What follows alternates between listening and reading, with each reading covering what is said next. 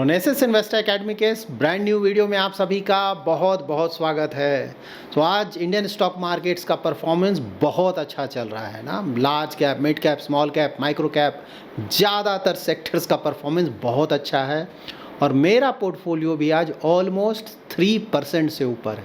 Of course ये जो भी मैं डिस्कस कर रहा हूँ, जब रिकॉर्ड कर रहा हूँ उस समय का डेटा है, देखते हैं क्लोज कहाँ पे होता है। तो इस वीडियो में एज ऑलवेज मार्केट अपडेट से स्टार्ट करेंगे, उसके बाद आपके बहुत सारे क्वेरीज़ हैं उसको आंसर करूंगा।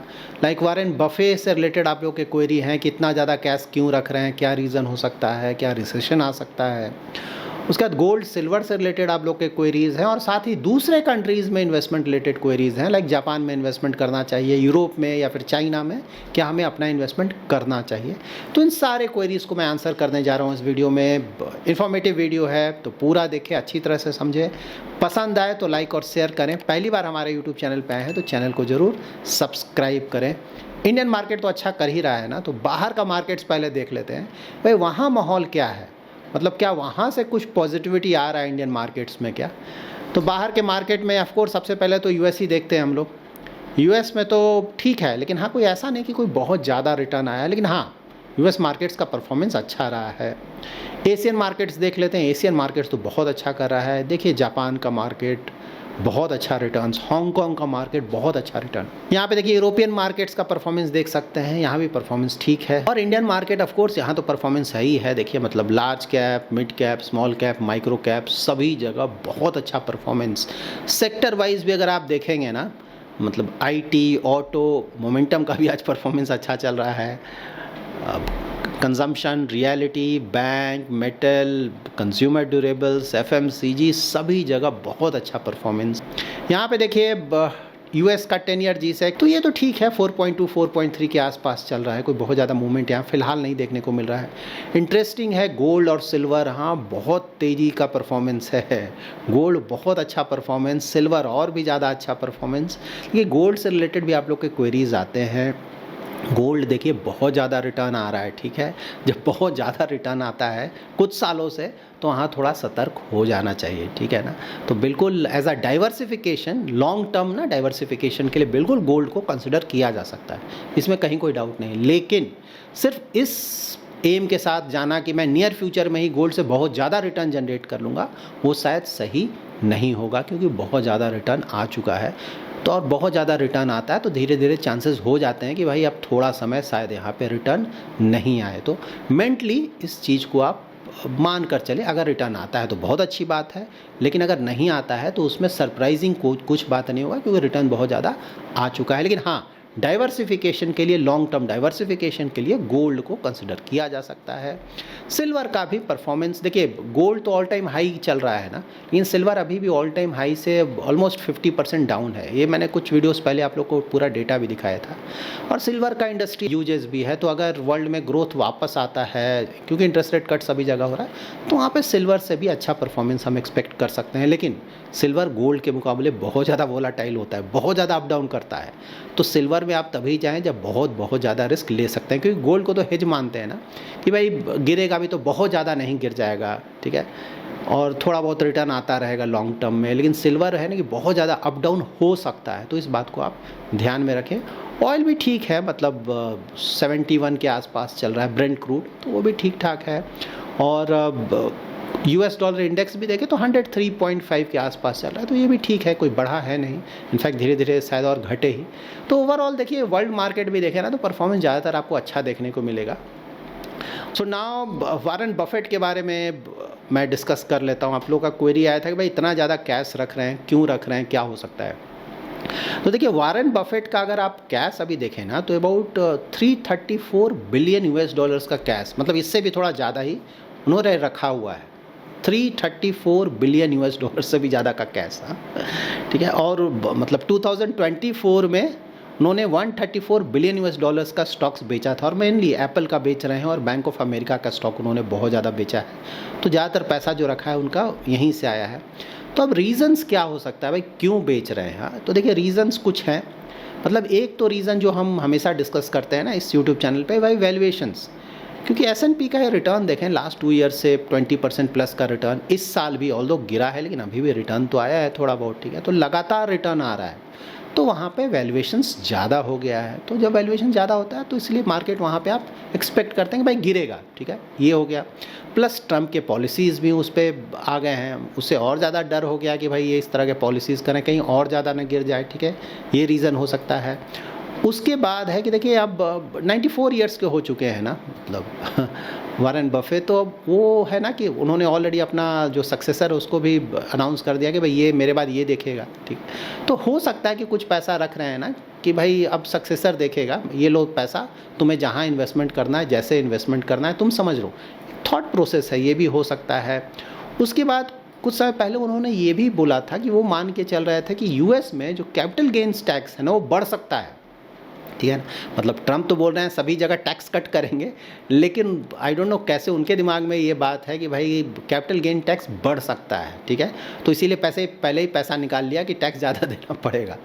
तो इसके पीछे रीज़न क्या, क्यों ऐसा वो सोच रहे हैं? क्योंकि उनका मानना है कि भाई यूएस का डेट बहुत ज़्यादा हो चुका है। इस हाई डेट को कंट्रोल करने के लिए फ्यूचर में यूएस गवर्नमेंट टैक्सेशन को बढ़ा सकता है और उसमें कैपिटल गेन टैक्स को भी बढ़ा सकता है। थॉट प्रोसेस है ना, तो इसका भी एक डर है। तो ये सब रीज़न हो सकते हैं, एग्जैक्टली उन्होंने क्लियरली बताया नहीं है कभी भी कि भाई क्यों करें, बट हाँ ये सब डिस्कशंस में आया है, तो हो सकता है ये सब कुछ रीजंस हो जिसके कारण वो कैश बढ़ा रहे हैं। मतलब यूएस में तो प्रॉब्लम हो सकता है ना, यू नेवर नो। मतलब लास्ट ईयर से ही हम लोग डिस्कस कर रहे हैं कि भाई यूएस में प्रॉब्लम आ सकता है, लेकिन हाँ अभी देखते हैं, सिर्फ मान लेने से, सोच लेने से तो प्रॉब्लम नहीं आता ना, क्योंकि ट्रम्प भी देख रहे होंगे भाई प्रॉब्लम्स आ रहा है, तो वो भी करेक्टिव मेजर्स लेंगे और लेंगे तो चीज़ें धीरे धीरे वहाँ भी सेटल करेंगे कि भाई मतलब वो भी नहीं चाहते हैं कि यूएस में प्रॉब्लम होना।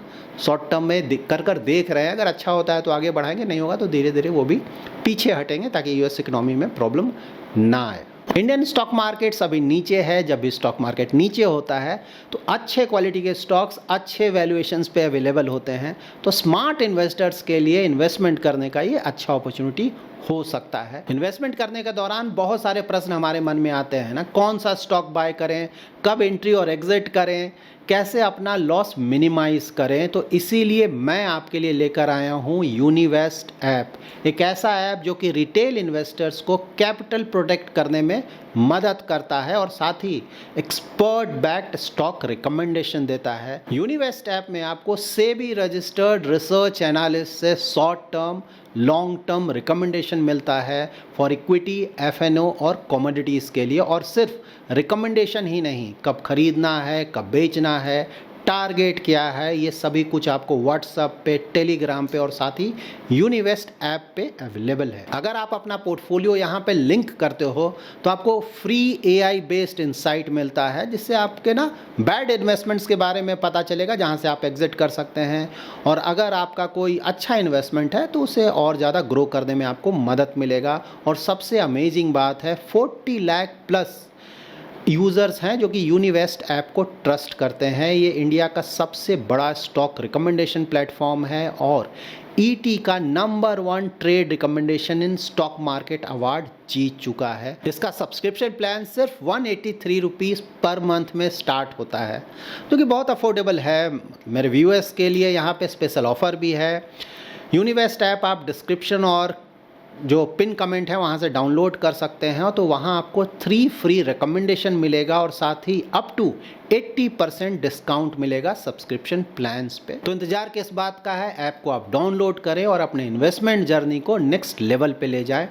इस ऐप का लिंक आपको पिन कमेंट और डिस्क्रिप्शन में मिल जाएगा। जापान का अगर आप मार्केट देखें ना तो या फिर यूरोपियन मार्केट, ठीक है, इन दोनों मार्केट्स को अगर आप देखेंगे तो ऐसा नहीं कि कोई बहुत ज़्यादा ग्रोथ आ रहा है।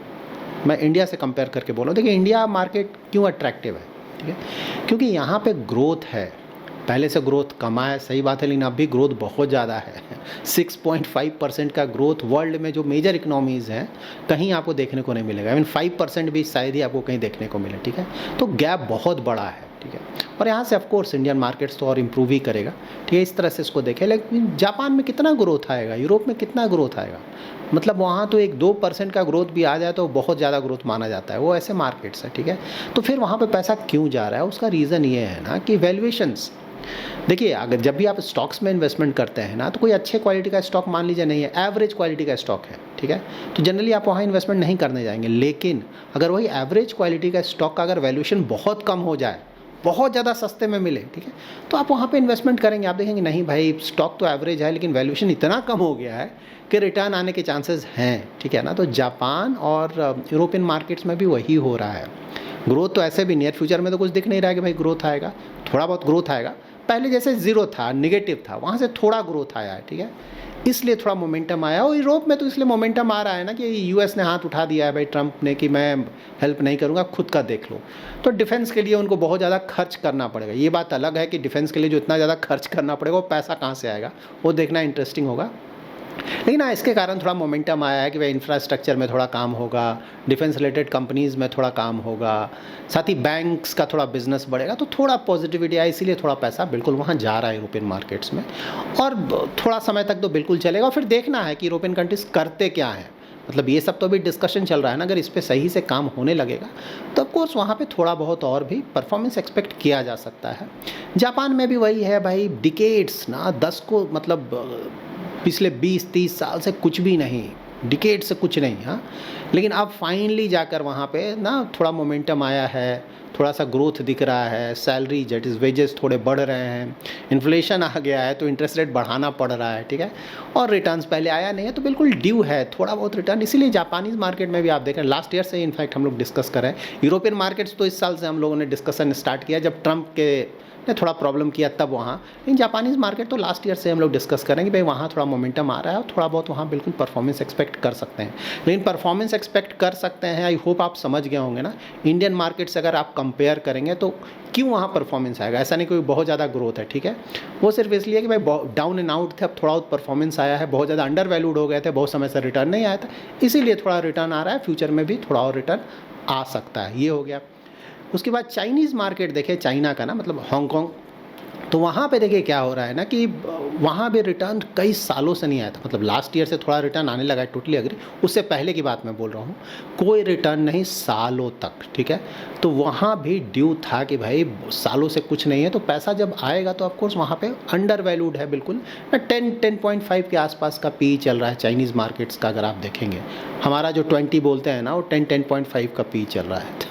तो नेचुरली अंडर वैल्यूशन बहुत ज़्यादा है। और थोड़ा सा मोमेंटम मतलब सरकार के तरफ से या फिर जो चाइना का सेंट्रल बैंक है उसके तरफ से थोड़ा जो भी अनाउंसमेंट्स आ रहे हैं उससे लगता है कि भाई थोड़ा सीरियस हुए हैं कि नहीं भाई बहुत हो गया, यहाँ पे थोड़ा जो इकोनॉमी थोड़ा प्रॉब्लम में चल रहा है उसको अच्छी तरह से सपोर्ट करना पड़ेगा ताकि ऊपर आए, ठीक है ना। तो ये मोमेंटम है और अगर ऑफकोर्स काम करेंगे तो थोड़ा इकोनॉमी तो ऊपर आएगा। लेकिन चाइना भी ऐसा नहीं है कि देखिए चाइना में भी जो ज़्यादातर जो ग्रोथ था ना वो 9%, 10%, 11% का जीडीपी ग्रोथ, वो तो अब नहीं लगता है कि आएगा ना। मतलब अगर वो 5% के आसपास भी ले आए तो अच्छा अचीवमेंट माना जाएगा। लेकिन फिर ये भी देखना है कि चाइनीज़ इकोनॉमी अब बहुत बड़ा हो गया जीडीपी वाइज, तो अगर 5% के आसपास भी अगर वो ग्रोथ ला पाते हैं तो उसे भी बहुत अच्छा ग्रोथ माना जाएगा। कैसे यूएस में अगर 2.5% का भी ग्रोथ आता है तो बहुत अच्छा, क्योंकि इकोनॉमी बहुत बड़ा हो गया। उसी तरह से चाइना भी अगर 5% के आसपास का ग्रोथ लाता है तो उसे बहुत अच्छा माना जाएगा और इसीलिए थोड़ा मोमेंटम देखने को मिलता है। बट हाँ, आप देखते हैं कैसे सस्टेनेबल होता है नहीं होता है। चाइना को लेकर देखिए सबसे बड़ा डर यही होता है ना, ताइवान को लेकर ऑब्सेशन ना, ताइवान को जल्दी जल्दी कंट्रोल में लाना चाहता है। अब ट्रंप आए हैं तो एक तरफ तो डर है कि नहीं भाई ट्रंप बहुत ज़्यादा स्ट्रिक्ट हैं और ज़्यादा टैरिफ लगा देंगे, ये कर देंगे वो कर देंगे तो ताइवान को फ़िलहाल छोड़ दो, एक तो वो हो सकता है। दूसरा ये भी हो सकता है कि नहीं अभी सही समय है ताइवान पर अटैक करने का, क्योंकि ट्रंप को ज़्यादा लेना देना है नहीं भाई, वो ज़्यादा इन चक्करों में फंसना नहीं चाहते हैं, कमिटमेंट नहीं चाहते हैं इन चीज़ों का कि ठीक है भाई ताइवान तुम देख लो, मेरे को इसमें नहीं आना है। ये दो चीज़ें हैं ना, तो यहाँ पे अब चाइना डिसाइड करेगा कि क्या करना है भाई, 4 साल बिल्कुल छोड़ देना है ट्रंप है या फिर इसी 4 साल में एडवांटेज उठाना है क्योंकि ट्रंप है। थॉट प्रोसेस है, पता नहीं वो किस तरह का। तो ये डर तो हमेशा बना रहेगा ना, मतलब ताइवान वाला इशू तो है ही है। सो लेट्स सी क्या होता है। तो देखिए इन्वेस्टमेंट करने से पहले इन चीज़ों को भी दिमाग में रख लें। कोई 1-2 महीने से या 6 महीने 7 महीने से बहुत ज़्यादा रिटर्न आ गया, इसका मतलब बिल्कुल नहीं कि हम जाकर तुरंत इन्वेस्टमेंट स्टार्ट कर दें। आपको सभी चीज़ों को सोचना पड़ेगा, समझना पड़ेगा, क्यों इन्वेस्टमेंट करने जा रहे हैं, फ्यूचर में क्या हो सकता है, ये थॉट प्रोसेस रखें। ऐसा नहीं कि इन्वेस्टमेंट करने जाए पूरा गिर गया आप डर जाएँ और बेच कर पूरा निकल जाएँ, लॉस हो जाए, ठीक है। तो इन बातों को ध्यान में रखें। ऑफकोर्स एक्सपोजर लेना भी है तो कोई बहुत ज़्यादा एक्सपोजर नहीं लेना चाहिए, थोड़ा बहुत लिया जा सकता है। ज़्यादा एक्सपोजर के लिए रिलेटिवली अमेरिका अच्छा है, यूएस ज़्यादा अच्छा मार्केट है। तो उस तरह से देखिए, ऑफ कोर्स यूएस मार्केट भी बहुत ज़्यादा ओवर वैल्यूड है, वहाँ भी गिरने के चांसेस हैं, लेकिन लॉन्ग टर्म के लिए मैं बोल रहा हूँ, शॉर्ट टर्म तो इक्विटी हम लोग डिस्कस ही नहीं करते हैं, लॉन्ग टर्म के लिए उसे कंसिडर किया जा सकता है, मतलब इन कंट्रीज से उसको ज़्यादा प्रेफरेंस दिया जा सकता है, इस तरह से इसको देखा जा सकता है। जिन कंट्रीज़ के बारे में अभी हमने डिस्कशन किया, ऑफ कोर्स आपका क्वेरी आता है कैसे इन्वेस्टमेंट करें। ETF देखें ना, गूगल पे जाएं, जिस भी कंट्री में इन्वेस्टमेंट करना चाहते हैं देखें कि उसका ETF अवेलेबल है नहीं, गूगल करें कंट्री का नाम ETF, या फिर फंड ऑफ फंड अवेलेबल है कि नहीं। कुछ कंट्रीज़ का अवेलेबल है, लेकिन हाँ अब इन्वेस्टमेंट ले रहे हैं नहीं ले रहे हैं, अभी तो आपको पता है ना फॉरेन इन्वेस्टमेंट में बहुत सारे प्रॉब्लम्स हैं, क्योंकि RBI का लिमिट ब्रीच हो चुका है, तो RBI जब तक उस लिमिट को नहीं बढ़ाएगा तब तक चांसेस कम है। लेकिन हाँ कुछ ETFs होंगे जो कि इन्वेस्टमेंट लेते होंगे, तो आप गूगल कर दें जिस भी कंट्री में इन्वेस्टमेंट करना चाहते हैं ना, कि भाई उसका ETF अवेलेबल है कि नहीं, या फिर फंड ऑफ फंड अवेलेबल है कि नहीं, आपको मिल जाएगा कुछ, तो वहाँ पर जाकर आप देख सकते हैं, बेसिस योर कंफर्ट आप डिसाइड कर सकते हैं। तो that's it in this video. अगर आपको ये वीडियो पसंद आया है तो जरूर लाइक एंड शेयर करें, पहली बार हमारे यूट्यूब चैनल पे आए हैं तो चैनल को जरूर सब्सक्राइब करें। Thanks lot for watching.